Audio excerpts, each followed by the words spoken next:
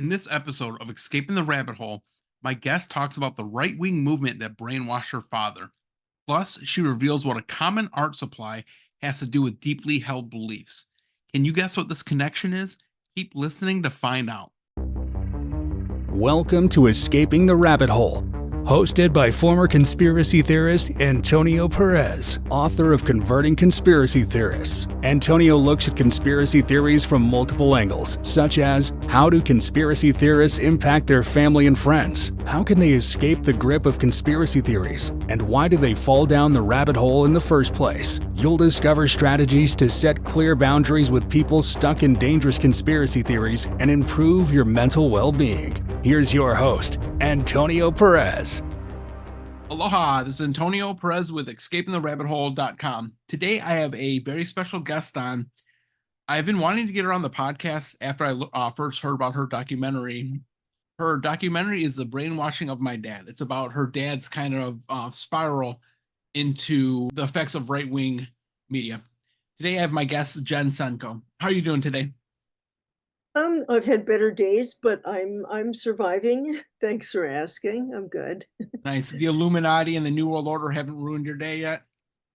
Oh, they ruin my day every day, but I rise. I rise from the ashes. What is your website? It's The Brainwashing of My Dad, right? Yeah, and that my book is the same title. Can you give me a brief background of, I guess, of your life, and then we can get into the crux of everything with your dad? Yeah, sure. I mean, I don't know how far back you want me to go about my life. I'll just say I wasn't really very interested in politics. But when I noticed my dad starting to change, like his whole personality change, I got more interested because I was wondering what the hell was going on. Um, but yeah, basically, I went to Pratt. I was studied communications. I was a painter, um, and so I mean, always had a creative mind. So when I saw my dad going through this, I had made a couple documentaries already. I thought I've got to document this and this change because it's so bizarre and it's so dramatic that it warrants studying actually. Yes. Um, yeah, so it was about when my dad first he semi-retired and he had sort of a long commute to the part-time job he took, and he was never like a music person, but he wanted to listen to the radio. Like he thought educationally, like, oh, well, if I listen to talk, that'll, educate me. And it was That's Bob. far from the truth when you get exposed to certain channels. Yeah, right. So it was Bob Grant, and Bob Grant was openly racist, openly sexist, basically a horrible human being. Yeah. And but my dad listened to him, and that was like a talking voice in his car. They kept him company, when he commute. And then when he fully retired, then he just started listening to Rush Limbaugh. His personality completely changed. He just became like angry all the time, obsessed, um, paranoid, um, mean-spirited, um, racist he had never been before, um, sexist. I mean, he was old school, so he was always a little sexist, but Yeah. he started expecting my mother to wait on him.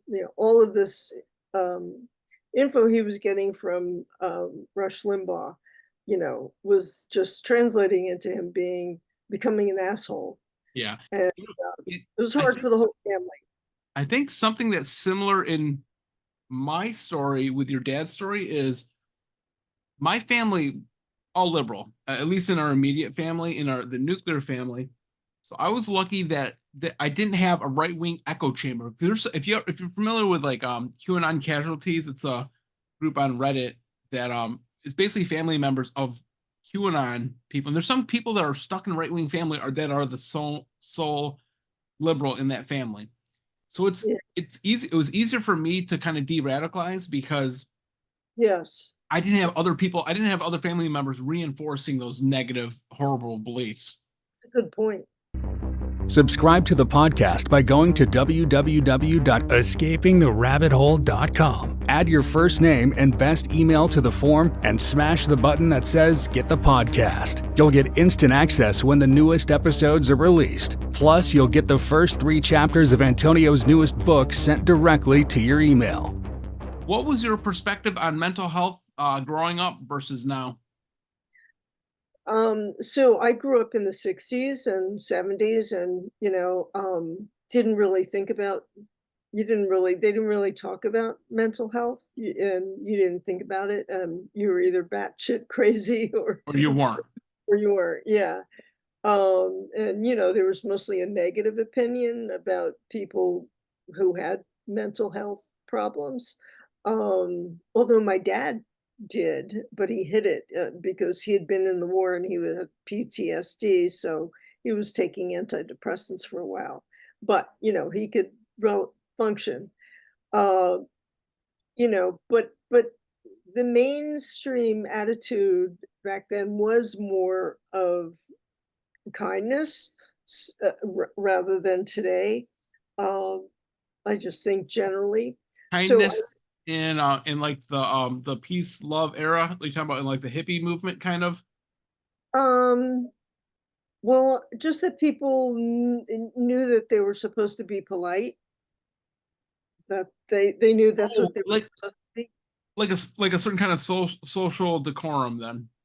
Yes, right. Um, and I remember that we had this boy in our class, Larry Feinberg, who was probably a genius. But he had what was probably like Asperger's or something. He would like kind of rock back and forth and talk kind of funny, but maybe sort of slow, but everything he said was you know, like teacher level, It and was smart. nobody, yeah, nobody made fun of him. That was just Larry Feinberg, you know. I mean, I think today maybe he would be made fun, maybe not. I don't know. But you know, but um um, yeah, so I didn't think my own mental health was that important. And in fact, being raised Catholic, I thought I took everything really seriously as a kid, like even though it was like really silly, but A little bit of Catholic guilt. yeah, I thought, yeah, it's not becoming to think too highly of yourself. So the more I suffer, the more heaven points I get. I mean, the more I'll be in God's good graces. So I didn't try to not be unhappy. I just thought, okay, well, I mean, I don't know what I thought, but it, it the goal wasn't mental health back then, especially if you were Catholic. It was about suffering. But I think attitudes have changed a lot about mental health and mental illness too. Yeah. People recognize their own mental health is important. Like I don't think in New York I know anybody that hasn't seen a therapist at some point, or hasn't been on some medication at Yeah. some point, So I think that's pretty healthy. And mental illness, I think people are beginning to accept that a little bit more. Um, I think there's a fear, and I think we have a lot more work to do in accepting it, but I think people accept it a lot a lot better now. There definitely is it is better. I remember growing up, I had severe depression. I was suicidal at one point. A lot of times when people are depressed, there's an idea. I don't know if you're familiar in psychology, they talk about the locus of control. Like, where am I putting my power? Is it on the inside or is it on the outside? Or another term is saying locus of control or locus of power. Where am I putting my energy? On the outside or the inside? 2001, I met this guy. He's a white guy. I still remember seeing his beard, kind of a gray, scraggly beard, white beard. He had a denim jacket. He had a pocket constitution in his pocket. Future reference, if you see anybody with a pocket constitution, turn around, run the other way. Nothing good is going to come of that. It's just nothing good. So this guy asked me if I knew who Alex Jones was, and this is a few months after 9/11, and that's how I got snowballed into Alex Jones. I remember I went home, watched like Rise of the Police State, some of Alex Jones documentaries, and I just you know what it is? It's that dopamine. When you find that new conspiracy theory, like, oh my God, you get that. Oh, you know what's crazy? I can remember that. Yeah. Funny, sometimes when you describe a feeling, I had that almost dopamine rush come up. That's Yeah, well, what, it's an aha moment, you yes. know, and you feel kind of empowered and you know, like, oh, now I get it. Yep. And I have this thing that nobody else has. Yeah, And what happened is when that guy described told me about Alex Jones, then I think I started making the connection in my head going, oh, that's the reason I'm depressed. It's the big bag boogeyman on the outside. It's not what I'm doing on the inside of my head. It's not yeah, it's yeah, not any of my beliefs or anything. It's these people are making life miserable. I think a lot of people are depressed to see the world as a miserable place. And then yeah, if you're being exposed to quote unquote news, I don't want to call it's not news. If you're being exposed to that kind of propaganda, you're going to be miserable. miserable. Yeah, And a lot of hypnotists will talk about the idea that you get more of what you focus on, which makes sense. You know, if somebody gets a red car, all of a sudden you start seeing red cars everywhere, just because your brain's kind of primed. I I use that very same example when You I see them talk. everywhere. You know what's funny is a lot of hypnotists. Sadly there's a lot of hypnotists in. I'm in the hypnosis community. There's a lot of hypnotists that fall for conspiracy theories, and these same hypnotists that say, "Hey, that say you get more of what you focus on," and then all of a sudden they're like, they don't know why they see conspiracy theories everywhere. I'm like, it's because you're focusing on them. That's why you're seeing conspiracy theories everywhere. Right. Yeah, so it is a big thing when you start focusing it and you start seeing it. But at the time when somebody is in that kind of mindset, they're not realizing and it's interesting, the psychology that goes behind is very interesting. Yeah, yeah. What's one idea that you think people get wrong about conspiracy theorists? Oh, well, definitely that they're stupid. They're not necessarily stupid. They can be stupid people, and Yeah. you know, I prefer to say ignorant, Yeah. uh, And that vulnerable, gullible, but they're not stupid, like, necessarily. You I know, like think my I think dad they had a master's degree in yeah. engineering, but, you know, he I, fell for this stuff. I think they can be made stupid, meaning Yes, it can kind of rot your brains out where you're it does. It changes your brain. It changes your brain. I mean, you know, George Lakoff says that, Dr. Kathleen Taylor says that. Yeah, it's a scientific fact. Your brain changes. and funny you mentioned Lakoff. I was awesome when I saw him in your documentary. I was thrilled.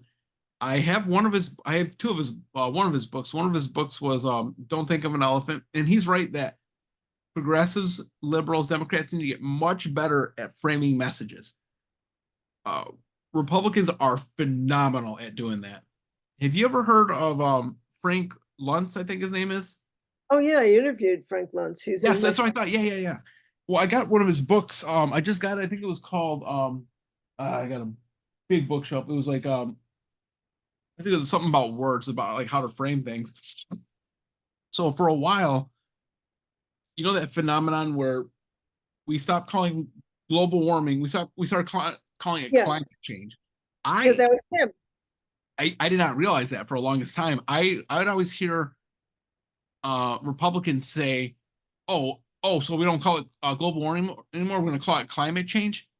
They made it sound. A lot of Republicans, I think that liberals changed. I'm like, no, the the Republicans change it because they know that climate change is not scary as opposed to global warming. Well, climate change sounds like a natural occurrence. It True. sounds like it doesn't have anything to do with man-made.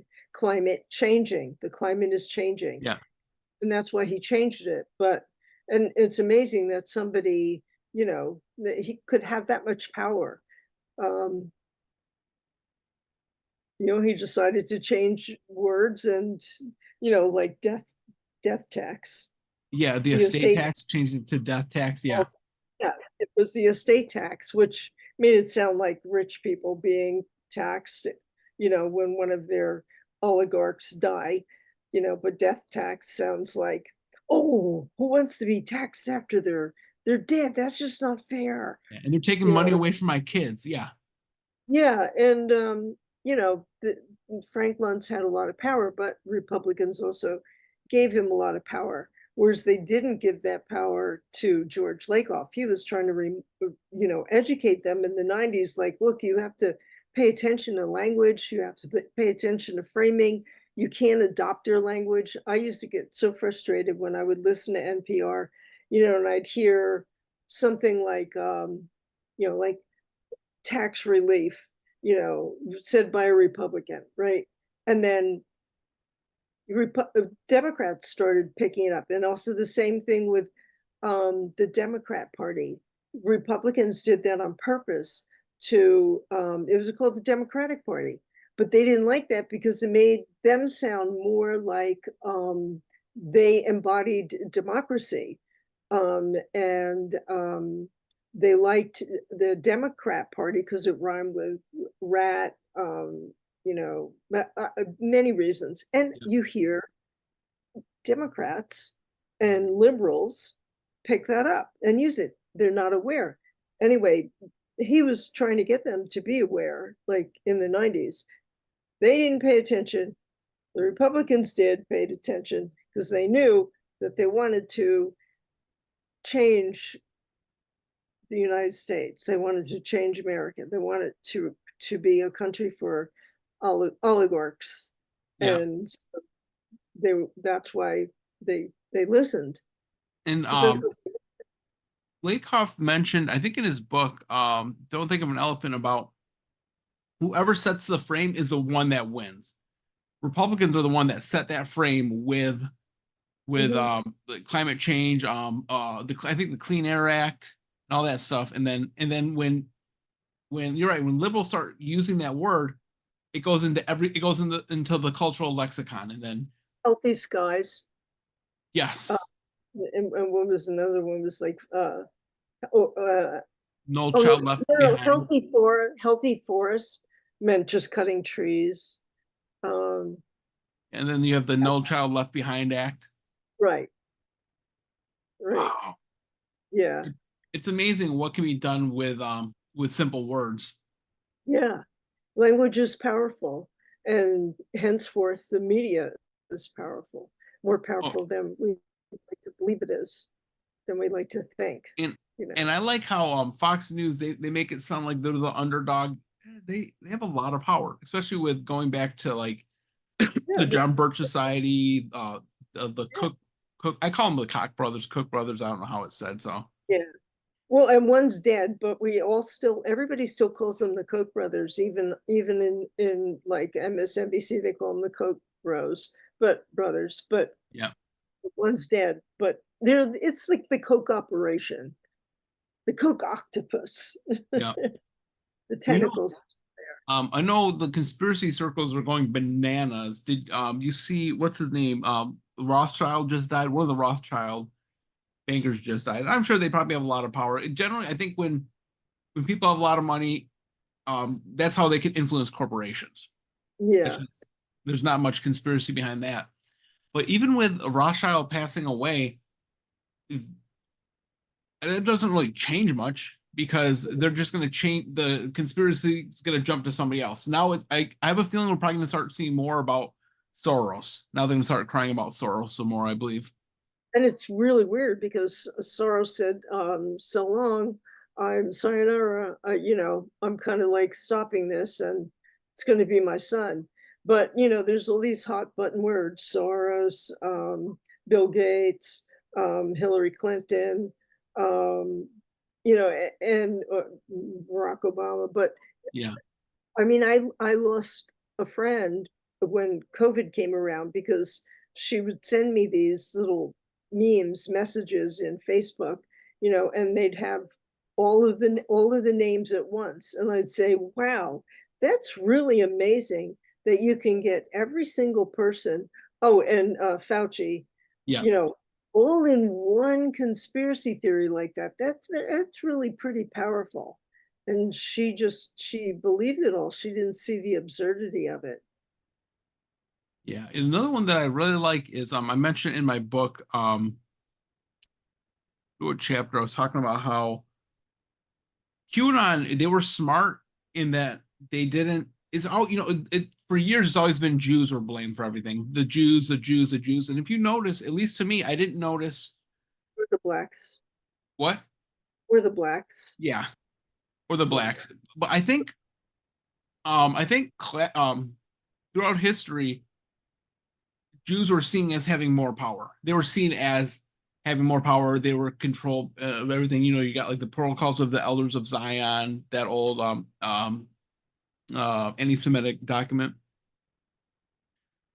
QAnon got smart because I think they realized if they said it's the Jews running this, the people would go, oh no, no, we've seen this before. But instead, like it's the Hollywood elite. I'm like, but you're saying the Jews when you say the Hollywood elite.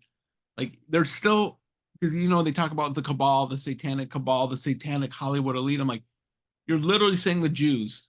They just don't realize it's a racist dog whistle. Yeah, why are Hollywood elite considered Jews? Well, because there's always been the idea that Jews run Hollywood. I'm sure you've heard that conspiracy theory, right? I mean, yeah, slightly, Yeah. but I never really understood it. I was looking into it recently. I think I have to look more into it. There was I think there's some Jews that started in Hollywood with, I don't know if it was in law or whatnot, and I think a lot of people tried to claim that they have way more power than they do.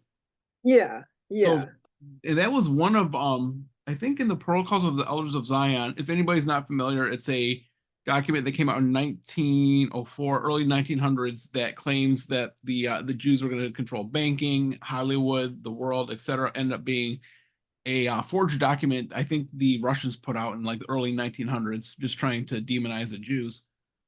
But yeah, for years, like I was saying, it was people tried to say it was the Jews, it was the Jews, and then I think with QAnon coming around, whoever whoever officially started QAnon realized it'd be better to not say the Jews, because then it yeah, would have at least it's a little bit better optics, but it's still not, yeah, still batshit crazy. yeah. I mean, the fact that they could demonize Tom Hanks, like who is like the embodiment of like Mr. Rogers. He played Mr. Rogers in a movie, but like that they could convince him that he's like a child eater or pedophile or something. Yeah, It's wow. yeah. But The idea of the adrenochrome, that actually goes back to to the old anti-Semitic. You've heard of blood libel, right? yeah, but I'm not that familiar with it. So I know what blood libel was. It started got probably, I'm gonna be wrong in the dates. I know it was medieval times maybe, where people were claiming that Jews were basically kidnapping, I think, Christian kids, claiming that they're sacrificing them, drinking their blood, et cetera, et cetera. Oh, So okay. the whole blood libel, the whole theory um of QAnon and Hollywood elite drinking baby blood, drinking adrenochrome, it's an old racist, anti-Semitic trope. Like like we were talking about before we started the podcast, that a lot of this stuff is just rehash. All the stuff that the John Birch Society, it's happening. Stuff isn't happening, but people are just rehashing the same conspiracy theories. Yeah, yeah, it was there, and it's kind of like it manifested. I mean, it's kind of like what I mean, the Tea Party was, and they worked on it for 50 years, and it's happened. Yeah, That's almost this, like we're talking about with Lakoff, and more so with the Republicans. They've been working on crafting this message for years. That what? They've been crafting their messages for years. Oh, yeah, absolutely. Decades. Yeah. And it's just it's mind boggling. And it's almost like this mind virus. It gets stuck into people and it can be really hard to kind of pull people out. Yeah, it is difficult to pull people out. Yeah. And it is kind of like a mind virus. Oh, Well, like we were saying, their brains actually change. So, yeah. I think a lot of people just become so vile. I have a former uh conspiracy theory friend. We were used to do a conspiracy theory brew review at a bar I worked at in Detroit. We would try to make light of the situation because we realized like we look crazy. So we would like hand out tinfoil. We'd all make tinfoil hats, drink beer, and So you were conspiracy theorists, and that, but yeah, you yeah. sort of made tried to make it seem as if it was not that big a deal. No, we try to make it. We try to make it look like that we could laugh at ourselves. Okay. So I don't talk to him anymore. Though one of the last messages he sent me, probably 7, 8 months ago, he asking about the whole a drag show thing. I'm like, oh shit, I already know where it's gonna go with this. And at one point, it ended up in like asking me if I'm a pedophile. I'm like, well, one, if I was a pedophile, I'm not gonna say yes. I'm not gonna. He, I'm not gonna. Yeah, why did he ask you that? because Because you weren't agreeing I with did him anymore? no, because I didn't have the same view about the drag shows as he did. Oh, That they're not. And of course, it's like, listen, I think statistically, you're gonna have some trans people that are abusing kids, just like you have some straight people. But yeah. there's no evidence showing that it's an overwhelming amount of trans people.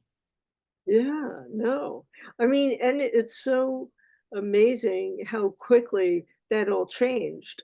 I mean, really acceptance of gays and well, especially uh drag shows and men in drag, like started happening 20 years ago, the acceptance. And then, you had Will and Grace on Yep. TV. Um, it became accepted, and then the old Supreme Court um said yes, gays should be allowed to marry, and it was fine, and most people accept it. And it's so startling how quickly they could turn that around. It's almost like, wow, too many people are getting freedom, and we want the white mate, straight male, hierarchy, so, and we have to create enemies, witches to burn. So Yeah. they turn that around. Well, I I think there's a pattern. I'd like to analyze it more, but throughout, well, and I think it depends like which party's in office. You'll get maybe some different conspiracy theories. For a while, it was who was the boogeyman? It was well during Bush eras. It was more of it wasn't the Muslims because during the Bush eras, it was the conspiracy theories were focused on it being an inside job. It's the government. And then when Obama came in, it became more of oh, it's a brown person. It's the Muslims. And then now with Trump, well, with Trump getting in, all of a sudden it turned into the idea of the deep state. For years people were talking about the Illuminati, the New World Order, and then they changed that, and now the new lexicon, the new verbiage is the deep state. And then with inside that, you've got some of the boogeyman. Remember, it was Antifa. Oh, it's Antifa. It's Antifa. But then, have you noticed you don't really hear about Antifa anymore? At least I don't hear. Now you hear it's the groomers, it's the trans, it's the woke mob. So they're just constantly moving the goalposts. Yeah, right, right. Yeah. It's so funny, this idea of the deep state that was originally brought out, I think, by Mike Lofgren, who had been like just like a mainstream Republican, and he had worked in Congress for many years. And I interviewed him for my film, but he didn't end up in the film. Um, but he was talking, he's the one who first mentioned deep state, right? And he was saying, but he was talking about, more like ultra conservative, like right wingers behind the scenes. And they just grabbed a hold of that. Oh, I've always wondered like where the deep state term. I was trying to look up like via Google Ngram or Google Trends to see where it's. So it was that guy, but he Lofgren, but yeah. he when he said ultra conservative, was he talking about the concept of rhinos? Republican in name only. Was he talking about? But what was his version of the deep state? Was it like ultra conservatives or was it the rhinos? Really kind of none. I mean, if it was anything that was really more ultra conservatives, um, because he turned into a Democrat and kind of saw what was going on. Um, I didn't read the book. I just interviewed him, and now it's kind of like 9 years ago. But I know it wasn't. It they just took it and turned it on its head and made it seem like it's the Democrats and liberals who are the deep state. And he was pretty much saying the opposite. Um, like, for instance, when Bush v. Gore happened, right?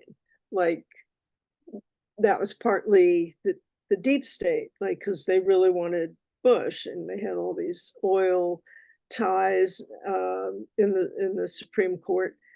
So that kind of thing, it was more, yeah, more conservative. Okay, I'm glad you brought that up. What was his name? What was his last name again? Like Lofgren. I'm gonna have to check his book out. Yeah, yeah, yeah. He's a friend now. Yeah, he's a You good know, writer. His work, his writing appears in Common Dreams and a lot of different other like alternative, um, you know, newspapers. I have to check it out. I've got such a backlog of books. I'm in the process of reading your book. I just was reading Escaping the Rabbit Hole by Mick West about how to like debunk conspiracy theories, and there's just Oh, so he much. mentioned it to me in his book, I Oh, think.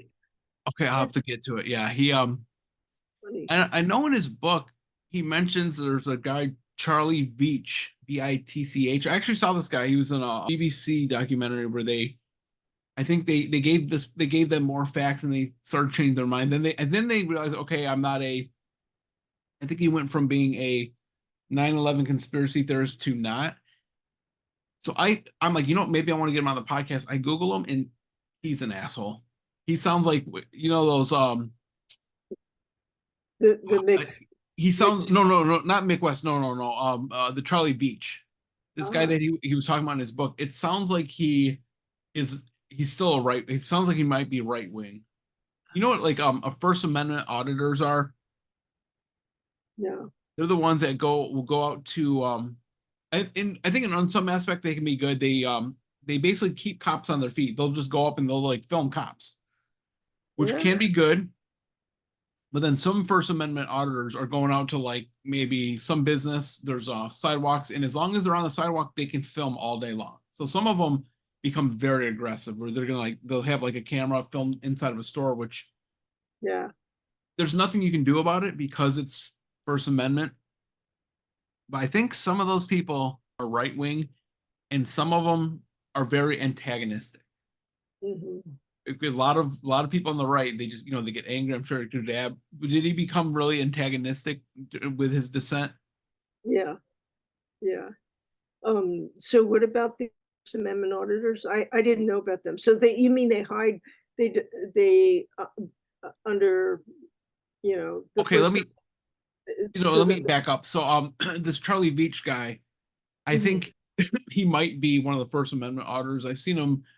I was watching yesterday, day before, where he's got video and he's basically getting in people's faces. So I thought like Mm. reading about him in Mick West's book, I thought like maybe he'd been de-radicalized from conspiracy theories, but it sounds like he might still be on some of the right wing stuff. And he was wearing a shirt that said pure blood. So as soon as he saw that, I'm like, oh yeah, you gotta be an anti-vaxxer. And it's one, Or a white nationalist, a white oh supremacist. geez, one of those two. So Yeah. it's one thing like if you can de-radicalize somebody from a belief, I think you can figure out like what do those conspiracy theories do for that person to begin with? What are they giving? What emotionally are they fulfilling? They answer questions. They give certainty to an Yes. uncertain world, and that provides in some way comfort and a sense of control. Subscribe to the podcast by going to www.escapingtherabbithole.com. Add your first name and best email to the form and smash the button that says Get the Podcast. You'll get instant access when the newest episodes are released. Plus, you'll get the first 3 chapters of Antonio's newest book sent directly to your email.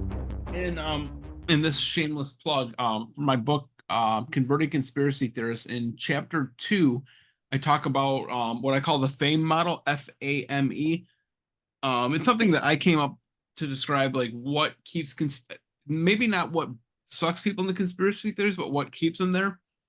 F stands for feeling powerless and feeling powerless, but at the same time they want to feel like a hero. A is apophenia. Apophenia is the psychological concept where you're connecting the dots between things that aren't necessarily connected. M is misinformation, which is everywhere. E is external locus of control, and that's the idea of seeing the boogeyman everywhere.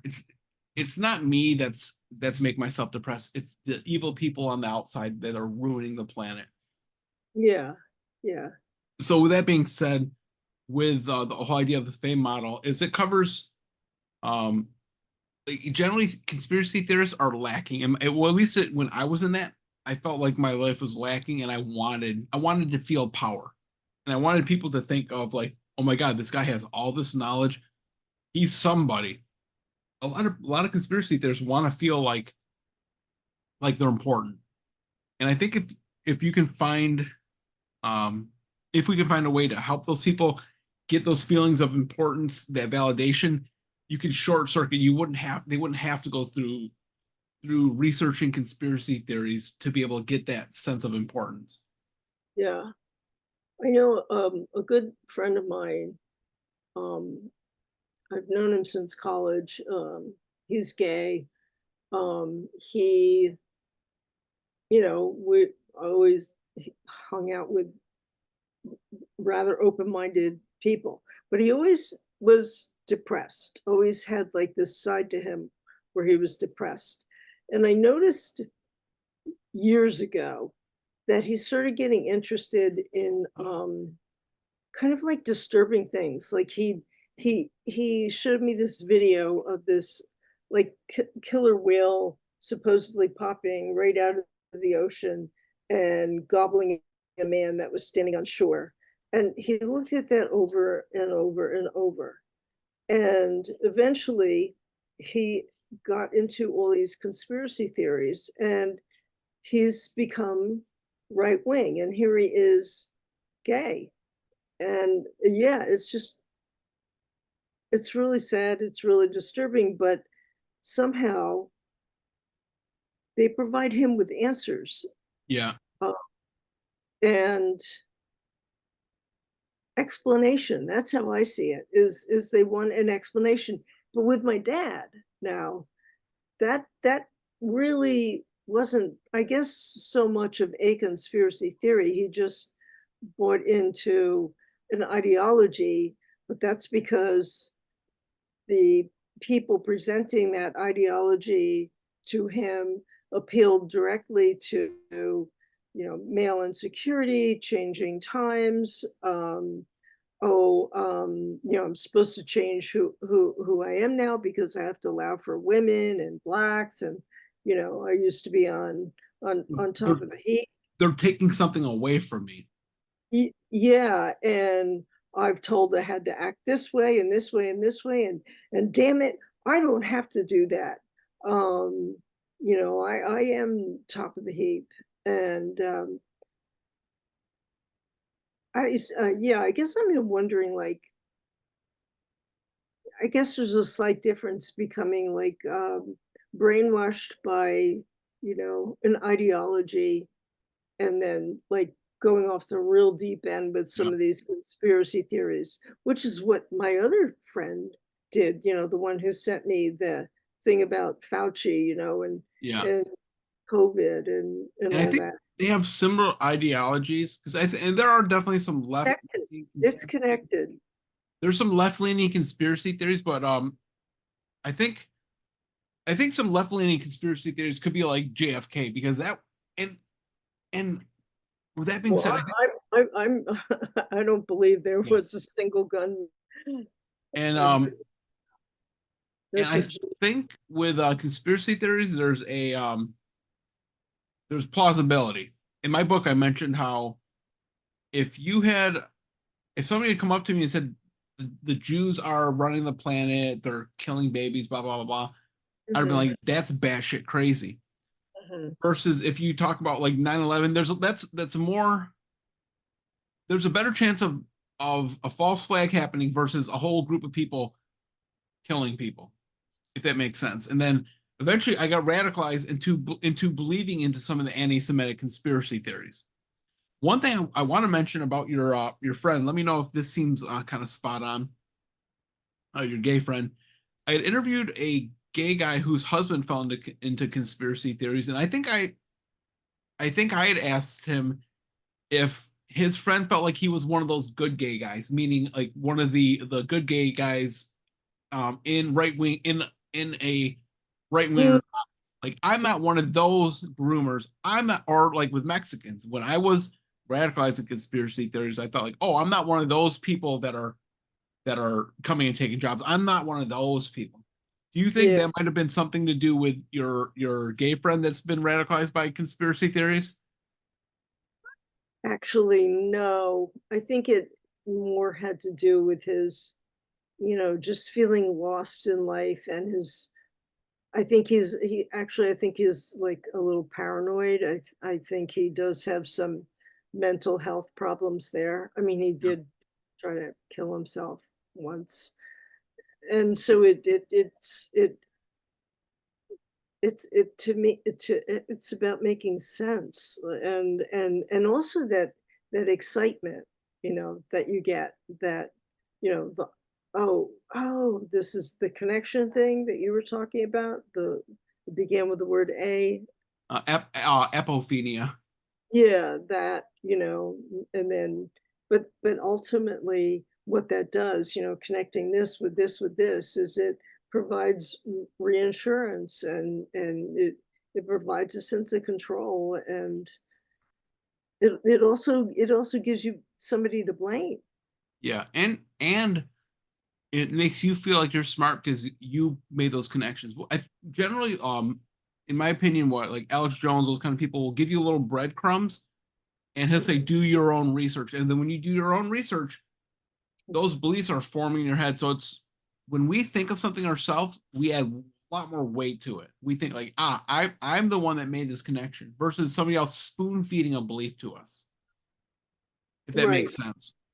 Yeah, I mean, that's actually, one of the ploys of Fox, not news, Fox propaganda.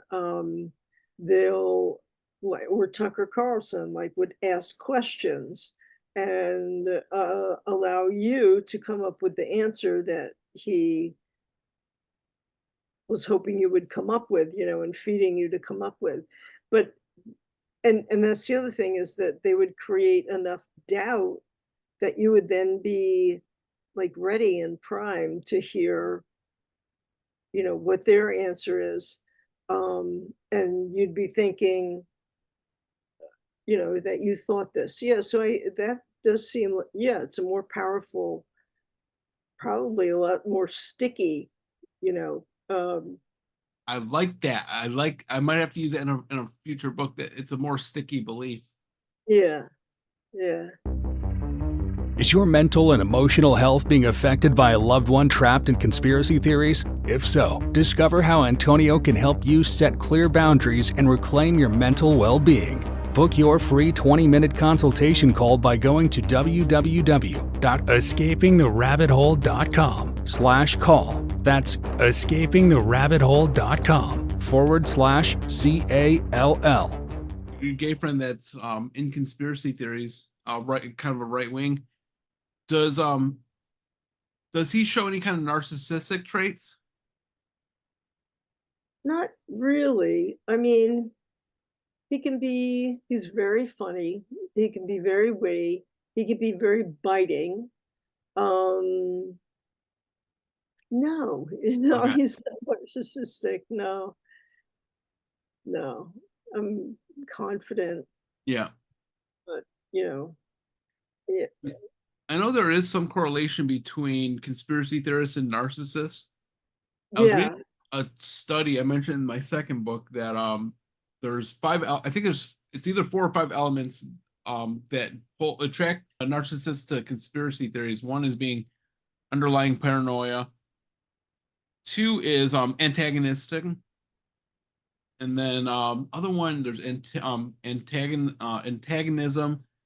Then the need to feel unique, and then mhm, and then gullibility, because a lot of narcissists mhm. are gullible by nature. I think they think like, oh, I'm so smart, nobody can fool me. And then generally what happens is they lower their defenses and just get fooled. Right, right. Because they're less likely to re-examine Yes. what they're thinking. Well, if I'm thinking it, it must be right. Yeah, that makes sense. What does escaping the rabbit hole mean to you? Oh, okay. I didn't know you were going to ask that one. To me, I guess like the obvious thing meaning digging your way out of that deep hole and into the light. So in other words, you're shedding the delusions that you had and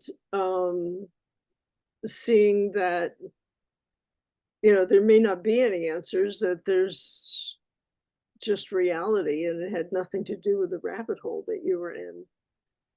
Seeing that you were in a spiral, a way of thinking that was a trap and that had no basis in reality. And I guess that's what escaping the rabbit hole means to me. No basis in objective reality, but subjective reality, because we all have our own map of the world, and Yeah. sometimes I Yeah. think it's bad when we not bad. I think if we could all realize that we all, like, I don't have to respect anybody's opinions, but I can respect that they have their own agency to have those. Yeah.